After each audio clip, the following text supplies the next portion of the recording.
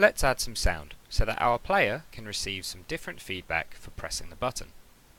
We're going to create a new sound in any of the ways you prefer. When you've done that, you'll see the sound properties window. We can, as before, name our sound. I'm going to choose to call it sound_hello, keeping that sensible naming convention going. To import a sound, we simply click the folder icon and select a sound. I provided one on the VLE that you can download. It's a simple notification sound and you can test it out by pressing the play icon. Once you're happy, click OK to save the changes. We want this sound to play when we click our object, so where should we tell GameMaker to do that?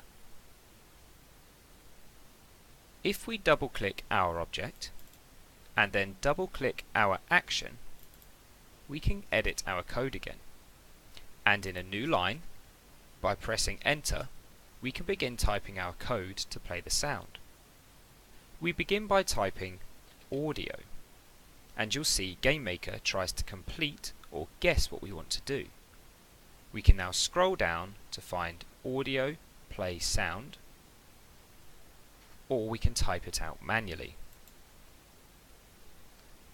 You'll see it turn orange, so just like with show message, GameMaker recognizes this as a function. As it's a function, we need to use brackets to tell it a little more information. Open with a bracket, and if you look to the bottom of the window, you can see what it is asking you for. The first piece of information is what sound you would like to play. I'll simply type sound_hello, but you'll type whatever you have called your sound.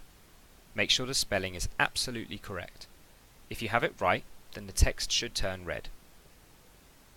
Add a comma to separate information, and if we look at what it's asking for now, we need to tell GameMaker what priority we're giving this sound. This will be a number between 0 and 10 and tells GameMaker which sound to play louder. So, if we had music as well as sound effects, we could make some clearer to the player than others. We only have one sound, so we can leave this at 0. It won't set the volume to 0, so don't worry about not being able to hear it.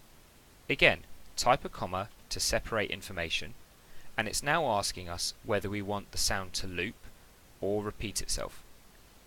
This will be a simple true or false answer, and as we don't want it looping, we simply type false and end the bracket.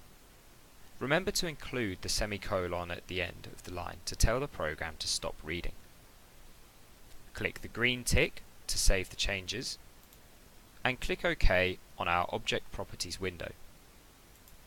Make sure to save your project, and if we run the game, we'll now have a sound when we click the object.